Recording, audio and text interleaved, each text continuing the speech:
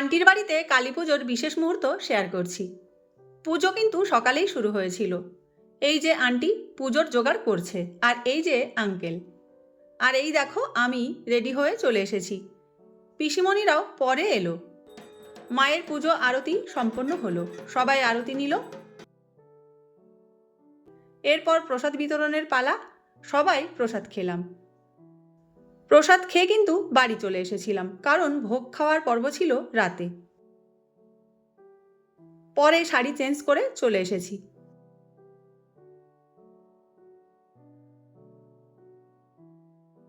এরপর আমরা ভোগ খেতে বসেছিলাম। ভোগে ছিল খিচুড়ি, ছেঁচড়া বেগুনি, এরপর ছিল পোলাও, আলুর দম, চাটনি, পাঁপড় আর রসগোল্লা। এখানে এসে এই ডিপার্টমেন্টে কেউ আসবে না এটা হতেই পারে না, আন্টির শখ।